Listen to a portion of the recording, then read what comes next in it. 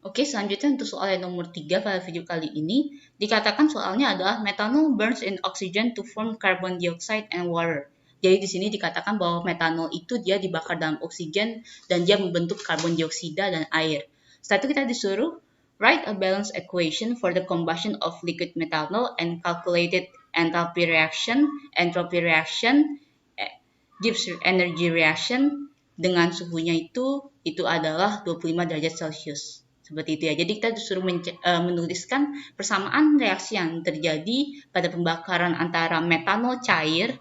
Ini perhatikan baik-baik ya. Kenapa ini perhatikan baik-baik? Karena nanti akan pengaruh juga pada reaksi entalpinya juga beserta keseluruhan persamaan reaksi yang kalian buat nanti kayak gitu.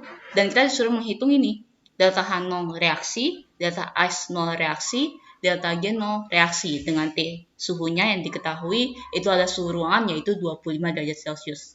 Lalu setelah itu juga kita disuruh mencari pertanyaannya, is the combustion of methanol spontaneous? Jadi kita disuruh mencari apakah reaksi pembakaran metanol yang dibahas dalam soal ini bersifat spontan atau tidak spontan. Kayak gitu ya. Kita akan langsung lihat berdasarkan delta S dan delta G yang nanti kita akan ketahui. Oke. Jadi yang pertama kita disuruh mencari persamaan reaksinya ya.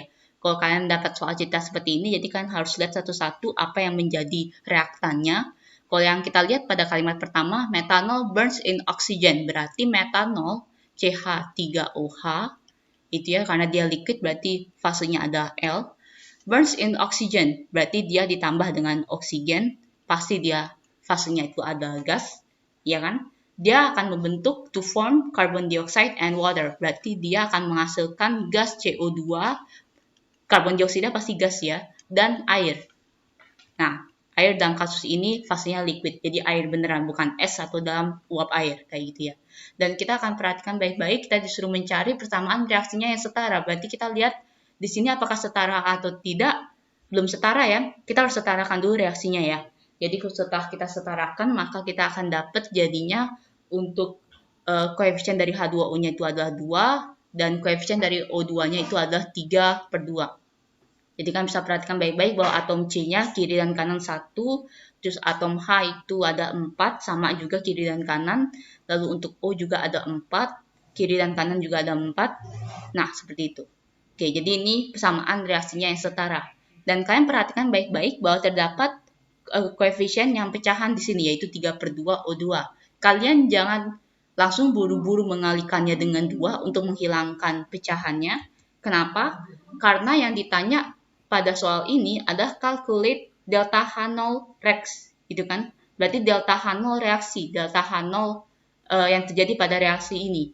Karena ada tanda 0 di sini, itu berarti maksudnya delta H yang terjadi pada 1 mol zat.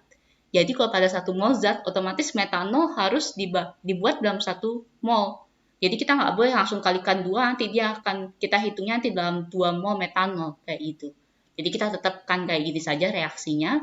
Dan untuk menghitung delta H0 reaksi, kita akan gunakan saja data delta H0F, jadi entalpi pembentukan standar ya, delta HF0, kayak gitu. Dan karena pada soal ini tidak diketahui, maka kita akan cari dari sumber lain untuk delta HF0 pada setiap zatnya yang ada pada reaksi ini. Jadi, delta HF0 untuk yang metanol dalam fase liquidnya itu dia adalah min 238,6 kJ per mol. Lalu setelah itu untuk delta HF0 untuk oksigen itu dalam fase gas ya, itu adalah 0 kJ per mol. Lalu setelah itu delta HF0 untuk CO2 dalam fase gas itu adalah min 241,8 kJ per mol. Dan juga untuk delta HF0 untuk air dalam fase liquid itu adalah min 285,8 kJ per mol. Nah, ini jadi delta HF0 ini sudah diakui dan kalian bisa lihat tabelnya, linknya sudah saya sertakan di deskripsi, jadi kalian bisa langsung lihat lengkapnya mengenai delta HF di sana ya. Oke, jadi di sini ini sudah diketahui delta HF-nya dan kita akan langsung hitung delta H0 reaksinya menggunakan hukum Hess kayak itu. Kita akan harus tahu dulu bahwa delta HF itu ada definisinya itu adalah pembentukan untuk satu mol zat. Reaksi pembentukan untuk satu mol zat. F conforming ya.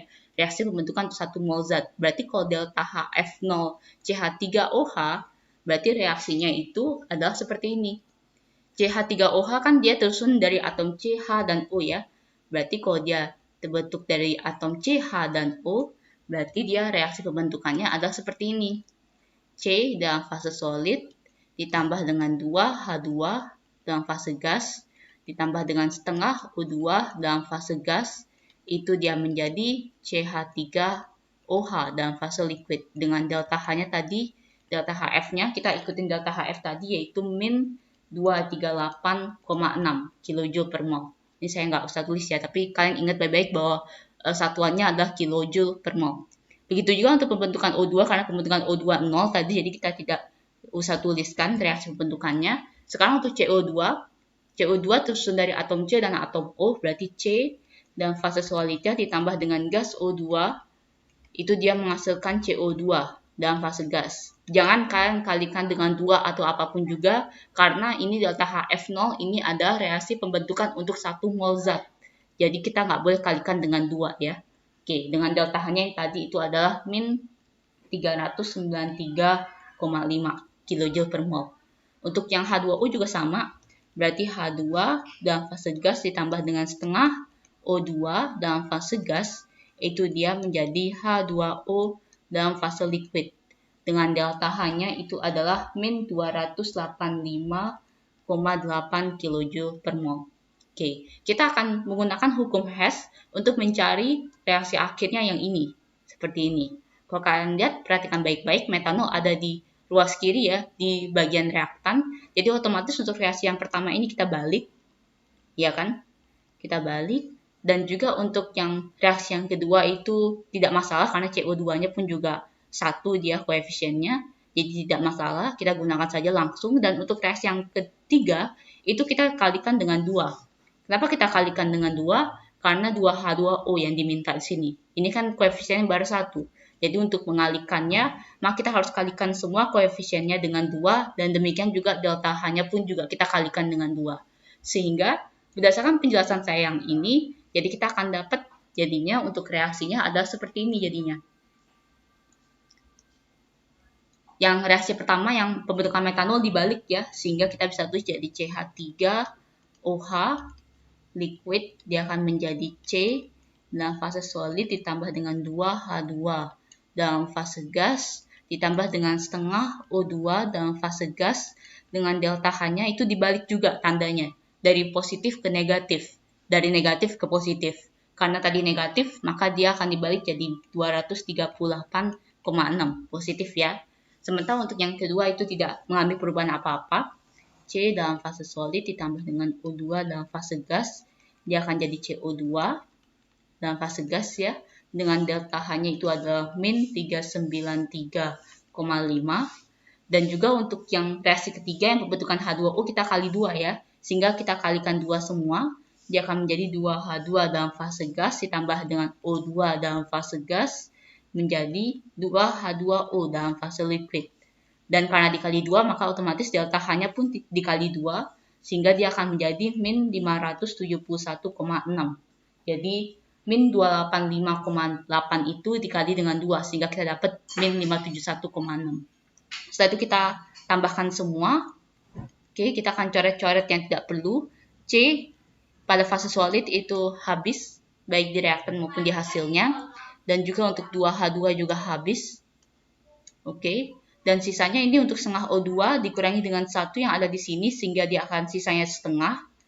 Dan sisanya kita tinggal tambahkan, sehingga dia akan menjadi CH3OH dalam fase liquid, ditambah dengan oksigennya setengah tambah 1. Setengah tambah 1 itu adalah 3/2 O2 dalam fase gas. Dia akan berubah menjadi CO2 dalam fase gas, ditambah dengan 2H2O dalam fase liquid. Dengan delta H-nya itu kita tambahkan semua, sehingga kita dapat delta H-nya itu adalah min 726,5 kJ per mol. Jadi ini adalah delta H0 rex-nya pada reaksi pembakaran metanol yang kita bahas pada soal kali ini. Jadi min 726,5 kJ per mol. delta H0 Rex-nya.